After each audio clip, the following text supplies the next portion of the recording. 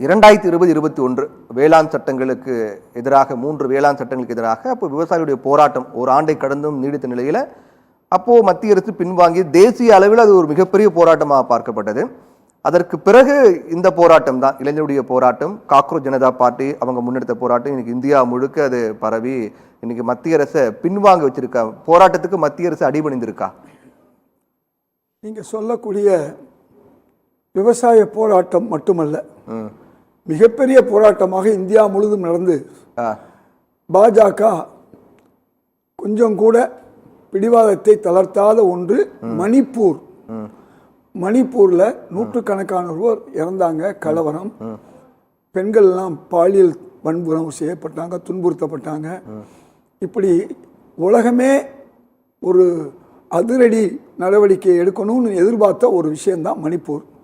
அது மாதிரி பல விஷயங்கள்ல இந்த பாஜக அரசு அதை விட உங்களுக்கு நன்றாக தெரியும், பண மதிப்பிழப்பில் பல 100 பேர் இறந்தாங்க. பெரிய பொருளாதார சிக்கல் ஏழையவர்களுக்கு வந்துச்சு. அதுலேயும் அவங்க எந்த வகையிலையுமே நான் 50 நாளில் இதுக்கு ஏதாவது பிரச்சனை வந்தால் நான் தீ குளிப்பேன்னு சொன்ன பிரதமர் ஒன்றுமே குளிக்கலை. ஆனால் மற்றவங்க தான் தீ குளிக்கிற நிலைமைக்கு போனாங்க. இதுதான் பாஜக அரசு தொடர்ந்து இது மாதிரி தான் இருக்குது.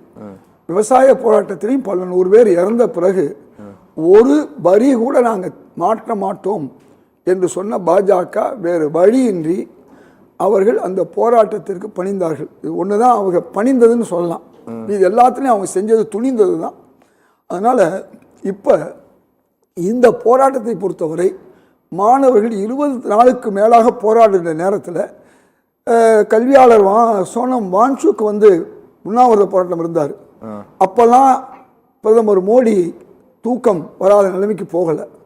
அப்போல்லாம் எந்த பாஜக அமைச்சர்களும் போய் ஜந்தர் மந்தரில் போய் இந்த மாணவர்களை பார்க்கல. இதெல்லாம் நமக்கு தெரிஞ்ச விஷயம். பிரச்சனை எங்கே வந்துச்சுன்னு சொன்னால், நம்முடைய கல்வியாளர் வான்சுக்கை அநியாயமாக அப்புறப்படுத்தினாங்க. அதை இன்னைக்கு 2 வீடியோ போட்டிருக்காரு அவர் வான்சுக்கு. அவர் அப்புறப்படுத்தினது மட்டுமல்லாமல் அவரை அப்புறப்படுத்துறான மருத்துவமனையில் கொண்டு போய் அனுமதிக்கல. அதான் சொல்ல வர்றேன். அது அவர் சொல்றது தான் நம்மளோட முக்கியம். கொண்டு போய் மருத்துவமனையில் சேர்த்தாங்க இல்லையா, அந்த மருத்துவமனையில் கெடுபிடிங்கிறது தான் இன்னைக்கு 2 வீடியோ வந்திருக்கு. இந்த 2 வீடியோவும் அவரே போட்டிருக்காரு. யாரு? சோனம் வான்சுக்கு. அதாவது யாரையும் பேச விடலை, யாரையும் பார்க்க விடலை. ஒரு கைதி மாதிரி அவர் வந்திருக்காரு. உடனே 2 நாள் கழிச்சு திடீர்னு அவராக வெளியே வர்றாரு. அப்பவும் தடுக்கிறாங்க. அதை தாண்டி அவர் பெரிய எச்சரிக்கை பண்ணுறாரு. என்னை 2 நாளாக சிறையில் வச்சுருக்கீங்க, இப்போ அரெஸ்ட் பண்ணுங்க, என்னைய அரெஸ்ட் பண்ணுங்கன்னு கேட்குறாரு. அந்த அளவுக்கு அந்த வீடியோவில் வந்திருக்கு. இந்த அளவுக்கு இவ்வளவும் சொன்னாங்க. ஏதோ சோனம் வாக்சோம் மதிச்சாங்க, அதெல்லாம் சும்மா என்பது இன்றைக்கி தெரிஞ்சு போச்சு. அந்த 20 அவரை அரெஸ்ட் பண்ணி வச்சவன தான், அதாவது மருத்துவமனையில் கொண்டு போய் வச்ச பிறகு தான் மாணவர்கள் எதை நோக்கி போகிறாங்க. அதுவரை அமைதியாக போராட்டம் நடத்துனாங்க. எந்த விதமான தவறுகளும் நடக்கலை, எந்த விதமான பிரச்சனைகளும் இல்லாத நேரத்தில் நேராக இங்கே போகிறாங்க. போன நேரத்தில் அவர்கள் மீது தடியடி, அது மட்டும் இல்லாமல் பெல்லட் குண்டுகளை வீசுவது, இந்த மிக மோசமான இந்த நம்முடைய கண்ணீர் புகை குண்டு இப்படி வீசி பல பேர் பாதிக்கப்பட்டார்கள். நமக்கு தெரியும். நியாயமாக நடந்துகிருந்த ஒரு போராட்டத்தை அநியாயமாக செஞ்சதன் விளைவு தான் இந்த வருது. அன்னைக்கு வரையும் பிரதமருக்கு இந்த இரவு 12:30 மணிக்கு அறிக்கை கொடுக்கணுங்கிற ஞாபகம் இல்லை, ஒன்றும் இல்லை. எந்த மந்திரியும் இங்கே போகல. எப்போ மந்திரி வர்றாங்க? திரு ராகுல் காந்தி அவர்கள் பாராளுமன்ற உறுப்பினர்களும் அவர் வீட்டுக்கு முன்னால் ஒரு உண்ணாவிரதம் இருக்காங்க. அந்த நேரத்தில் தான் யார் வர்றா? ஜிதேந்திர பிரசாத்ங்கிற அமைச்சரே நேரம் வர்றார். நீங்க எப்படி சொல்றீங்க? எப்போ ராகுல் காந்தி இந்த களத்தில் இறங்கினாரோ அதுக்கு பிறகுதான் மத்திய அரசு, பிரதமராக இருக்கட்டும், அமைச்சர்களாகட்டும் உடனடியாக வீடியோ போறது, களத்துக்கு வர்றது, பேச்சுவார்த்தை நடத்துறது அப்படிலாம் நீங்க சொல்றீங்க. ஆனா சோனவால்சுடைய மனைவி சொல்றாங்க ராகுல் காந்தி நேர்மை கிடையாது. நான் சொல்றேன், அவர் உண்மையிலே இந்த இளைஞர்களுக்கான ஆதரவு கொடுக்குறாருன்னா களத்துக்கு அங்க இளைஞர்கள் போராட்டம் மேற்கொண்டு அந்த இடத்துக்கு வந்திருக்கணும். அவர் தனியா போயிட்டு பிரதமருடைய இல்லம் இருக்கக்கூடிய பகுதியில் போராட்டம் மேற்கொள்றாரு. அவர் நேர்மை இல்லை அப்படின்னு. எங்க காங்கிரஸ் தலைவர்கள் ஏற்கனவே போயிட்டாங்க, திமுக போனாங்க, கம்யூனிஸ்ட் போனாங்க, நாள்தோறும் போய்கிட்டாங்க. ஆனா இவர் அங்கே போயிருந்தா, இவர் போனதுனால தான் மிகப்பெரிய பிரச்சனை வந்துச்சிருப்பாங்க. இந்த போராட்டத்துடைய இது எப்ப வீரியம் ஏற்படுச்சுன்னா, இவர் களத்தில் இறங்கின பிறகுதான் மந்திரி வர்றாரு. அதுவரையும் இதை பத்தியே கவலைப்படாதவர்கள் இன்னைக்கும் கவலைப்பட்டிருக்க மாட்டாங்க. சோனம் வாங்சுக் அங்கே இருந்திருந்தா இந்த 20 நாள் 25 நாள் கவலைப்படாதவங்க எப்படி கவலைப்படுவாங்க? அப்ப அவர் அங்க போய் சந்திக்கப்பட்டது, மந்திரி வர்றாரு. அப்ப மாணவருடைய கோரிக்கை தான் அவர் எடுத்து வைக்கிறார். அந்த மாணவருடைய 3 கோரிக்கை எடுத்து வைக்கிறாரு. அவரும் வந்து தாக்கப்படுறாரு, அவரும் கைது செய்யப்படுறாரு. திருமதி பிரியங்கா காந்தி கைது செய்யப்படுறாங்க. இவ்வளவு முடிச்சுட்டு இது பார்லிமெண்ட்டுக்கு நடக்கிறதுக்கு முன்னே இந்த சப்ஜெக்ட் எடுக்கணுங்கிறாங்க. அமைச்சர் ஜிதேந்திர சிங் சொல்றாரு எதிர்க்கட்சி தலைவர் ராகுல் காந்தி இப்படி மாற்றி மாற்றி பேசுறது சரி கிடையாது அப்படிங்கிறாரு. முதல்வர் என்ன சொன்னாரு, இந்த நீட்டுடைய இந்த குளறுபடி குறித்து நாடாளுமன்றத்தில் விவாதிக்கணும், அதுக்கு அனுமதி கொடுத்தா மட்டும்தான் எங்கள் போராட்டத்தை கைவிடும் அப்படின்னு சொன்னாரு.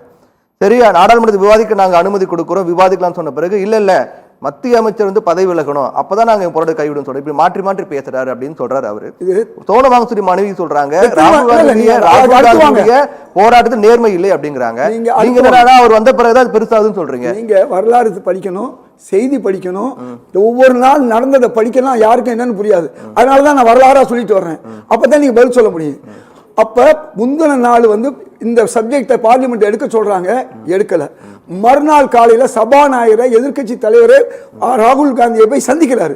அப்ப என்ன சபாநாயகர் சொல்றாரு தெரியுமா, நான் மேலிடத்தை கேட்டு தான் எடுப்பேன். எப்ப இவ்வளவு பிரச்சனை, கருப்பாம்பூச்சி பிரச்சனை வந்து அந்த பாராளுமன்றத்துக்கு போகும்போது இந்த பிரச்சனைக்கு வந்த பிறகும் கூட ராகுல் காந்தி போய் கேட்கிறாரு, நீங்க இதை வந்து சப்ஜெக்ட் எடுக்கணும். அப்போ என்ன சொல்றாரு சபாநாயகர், முடியாதுங்கிறாரு. அதுவரை யாரும் சந்திக்கல. அதுக்கு பிறகுதான் ராகுல் காந்தி களத்தில் இருக்கிறாரு. அப்புறம் தான் மத்திய அமைச்சர் வர்றாரு. நீங்க ஒவ்வொன்றும் டைம் டு டைம் நீங்க பாத்தீங்கன்னா உங்களுக்கு நன்றாக தெரியும். அப்ப சோனம் வாங்சுக் மனைவி எப்ப சொல்லியிருக்கணும், ராகுல் காந்தி அன்றைக்கு போராட்டம் பண்ணார் இல்லையா, அன்னைக்கோ மறுநாளோ அவர் விஷயமா சொல்லி இருக்கணும். அவங்களுக்கு என்னன்னா, இதுவரையும் தன் கணவன் தான் இதுல ஹீரோவா இருந்தாரு, இடையில ராகுல் காந்தி வந்துட்டாரு. ஏன்னா அவர் கணவர் எங்கே இருந்தாரு, மருத்துவமனையில ஒரு கைதி மாதிரி இருந்தார், அது அவரே சொல்றாரு. அப்ப இப்படிப்பட்ட ஒரு சூழல்ல அதற்கு பிறகுதான் ஏதோ தனக்கு வர வேண்டிய ஒரு மரியாதையோ புகழோ வராம போறீங்க அவங்க சொல்றாங்க. நீங்க சொல்றீங்க, நான் என்ன கேக்குறேன், இல்ல என்னோட கேள்வி ஒண்ணே, இத்தனை நாட்களாக இளைஞர்கள் போராட்டம் பண்ணாங்க, அப்போலாம் மத்திய அமைச்சர் நேரில் வரல, பேச்சுவார்த்தை நடத்தல, பிரதமர் மோடி வீடியோ போடல, ராகுல் காந்தி வந்த பிறகுதான் பண்றாருன்னு சொல்றீங்க. ஆனா எனக்கு என்ன கேள்வி, இத்தனை நாட்களாக போராட்டம் பண்றாங்க, ஒரு முறையாவது அவர் போராட்ட காலத்துக்கு ராகுல் காந்தி போனாரா? இங்கேதான் உங்களுக்கு விஷயம் வேணும். மாணவர்கள் போராட்டத்தில் அவர் போனா இன்னைக்கு அவ்வளவு விஷயம் சொல்றாங்கல்ல, தூண்டி விடுகிறார்கள் அரசியல்வாதிகள், அவர்கள் எம்பிக்கள் எல்லாம் போனாங்க, ஏன் போகல, இவர் போயிருந்தா தூண்டி விடுகிறார்கள் சொல்லுவாங்க. எப்ப தூண்டி விடுறாங்க சொன்னாங்க, திமுகவுடைய எம்பிக்கள் போகும்போதும் கம்யூனிஸ்ட் எம்பிக்கள் போகும்போதும் அப்போதும் இது அரசியல் பூந்துருச்சு. இப்ப என்ன சொல்றாங்க, பயங்கரவாதிகள் உள்ள வந்துட்டாங்க, தீய சக்திகள் வந்துட்டாங்க. இன்னைக்கு விலகி இருக்கக்கூடிய பிரதான், ஒரே ஒரு நிமிஷம் தான், இன்னைக்கு விலகி இருக்க பிரதான் வந்து ஏதோ முந்தா நாள் அவர் அமைச்சராகி நேத்து படிச்ச பேப்பர் லீக் ஆகி இன்னைக்கு விலகல. கடந்த 10 வருஷமா நமக்கு இதா இருக்கு. 2024 என்ன நடந்துச்சு, குஜராத்ல எல்லா மாணவர்களும் 270க்கு 270 வாங்கினாங்க. அங்கேயே பிரச்சனை ஸ்டார்ட் ஆச்சு. அங்கே என்ன அப்ப எப்ப நம்முடைய மோடி அவர்கள் ஏதாவது வீடியோ போட்டாரா, மோடி அவர் சொன்னாரா? 2024 இதே பிரச்சனை பெருசா வெடிச்சிச்சு. அப்ப ஏதாவது தர்மேந்திர பிரதான் விலகினாரா? விலகல. இந்த அளவு போராட்டம் முன்னாடி நடக்கல, நடக்கல. இப்பெல்லாம் செஞ்சிருக்கணும். இன்னைக்கு நாங்க சரி செய்யறோம், நாங்க 47 பேர் நீக்கிறோம். இந்த 47 பேர் என்ன போன வருஷம் பதவிக்கு வந்தாங்களா? இந்த 10 வருஷமா அந்த 47 அதிகாரிகள் இருக்காங்க. சார், காங்கிரஸ் ஆட்சியில கூட நிறைய விடயங்களுக்காக போராட்டங்கள்லாம் முன்னெடுக்கப்பட்டது. ஆனா நீங்க பாஜக ஆட்சியில் மேற்கொள்ளப்பட்ட போராட்டங்கள், வேளாண் சட்டங்களுக்கு எதிரான போராட்டங்கள் போது விவசாயிகளுடைய அவங்களுடைய போராட்ட உணர்வுகளை புரிந்துகிட்டு அந்த 3 வேளாண் சட்டங்கள் வாபஸ் வாங்கினாங்க. இப்போ நீட்டுக்கு எதிரான போராட்டம், அதாவது குளறுபடிக்கு எதிரான போராட்டம் அப்படின்னு வரும்போது பிரதமர் நரேந்திர மோடி நள்ளிரவுல வீடியோ வெளியிட்டு இது தொடர்பாக பேசுறாரு. அதுக்கு பிறகு அடுத்தடுத்து நடவடிக்கைகள் எடுக்கப்படுது, அது என்னங்கிறத சொல்றாரு. அதை பத்தி அதுக்கான உடனே நடவடிக்கை எடுக்கப்படுது. அப்ப எந்த அளவுக்கு முக்கியத்துவம் கொடுக்குறாங்க போராட்டக்காரர்களுக்கும் அவங்க உணர்வுகளுக்கும், எந்த அளவுக்கு மதிப்பு கொடுக்குறாங்க அப்படின்னு பார்க்க கூடாது. அதை வரலாறு தெரிஞ்சுக்கணும். எங்கேயோ அரியலூரில் விபத்து நினைச்சு லால் பகதூர் சாஸ்திரி, அழகேசன் 2 பேரும் விலகினாங்க. பல நேரங்களில் பல விஷயங்களுக்கு தார்மீக அடிப்படையில் சம்பந்தமே இல்லாமல் 2012, 13 3 வருஷத்தில் மட்டும் 4 அமைச்சர்கள் விலகினாங்க. பிரைம் மினிஸ்டர் சொல்லியே விலகினாங்க, தானாகவும் விலகினாங்க. இதெல்லாம் தார்மீக அடிப்படையில் எங்கள் சட்ட அமைச்சர் அவர் வந்து அவருடைய உறவினர்கள் எங்கேயோ ஒரு தவறு செஞ்சாருன்னு அதுக்காக அவர் விலகினாரு. இப்போ ராஜினாமா பண்ணிட்டாரு. சொல்றேன் நான் சொல்றேன் இப்போ நாம அதுக்கு தான் நான் உங்களை ஆரம்பி சொன்னேன். போன வருஷம் நீட்டு கசிவாகி போன வருஷம் தான் பிரதான மந்திரியான மாதிரியும் இன்னைக்கு அவர் விலகின மாதிரி அதான் நடந்துச்சு. தொடர்ந்து எவ்வளவு நடந்துச்சு அதைத்தான் நீங்க சிந்திக்கணும். மூணாவது விஷயம் வந்து தொடர்ந்து நடக்குது சார். ஆனா அப்பெல்லாம் இந்த அளவுக்கு போராட்டம் பண்ணல சார். ஒரு விஷயம் பெருசாவது அது வந்து தீவிரத்தன்மை நோக்கி போதும் போது அவர் விலகுறாரு. அது சரியான நடவடிக்கை தானே. 152 முறை இந்த தவறு நடந்து அதுதான் சார் 152 முறை தவறு நடக்கும் போது இந்த அளவுக்கு எதிர்ப்பும் போராட்டமும் இல்ல. அப்போ அதுக்கான நடவடிக்கை எடுத்துட்டே இருக்காங்கன்னு மேடம் சொல்றாங்க. இப்போ என்னன்னா இந்த அளவுக்கு போராட்டம் அப்படின்னு வரும்போது சரி ஓகே உங்க உணர்வுகளுக்கு நான் மதிப்பு கொடுக்குறேன் அப்படின்னு சொல்லி தார்மீக அடிப்பு நான் விலகிறேன் அப்படின்னு சொல்லி விலகிறாரு. இது சரியான ஒரு நடவடிக்கை தானே. வேற எதுவும் கேட்கணுமா? கண்டினியூஸா நீங்க தான் பேசிட்டீங்க, என்ன பேச விடல. சரி சொல்லுங்க. அதனால இன்னைக்கு இது இலகுறத 3 நாளைக்கு முன்னால எங்கள் தலைவர் மல்லிகார்ஜுன கார்கே என்ன கேட்டாரு? வெள்ளிக்கிழமை நடந்தது என்ன தெரியுமா? நேற்று சட்டசபையினுடைய கடைசி நாள் என்ன கேட்டார் தெரியுமா? நீங்க வந்து விவாதம் பண்றோன்னு வந்தாங்க. அவ்வளவு நாளா வரல, 27 நாளா விவாதத்துக்கு வரல, வந்தாங்க இல்லையா? ஒன்னே ஒன்று தான் சொன்னாரு. அந்த மாணவர்கள் கேட்ட கோரிக்கை 3 கோரிக்கை அதை வாபஸ் வாங்குறேன்னு சொல்லியிருந்தீங்கன்னா இன்னைக்கு ராஜஸ்தான்ல அதே மாதிரி மகாராஷ்டிராவில் பீகார்ல இவ்வளவு பெரிய போராட்டம் நடந்து அங்கே பல்வேறு தாக்குதல் நடந்திருக்கு.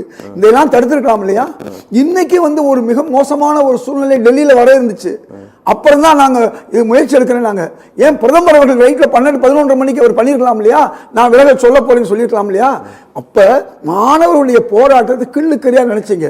ராகுல் காந்தி வந்த பிறகுதான், அதுவும் பிரதமர் வீட்டுக்கு முன்னால போராட்டம் சொன்ன பிறகுதான் உங்க பதமதிக்கிறீங்க.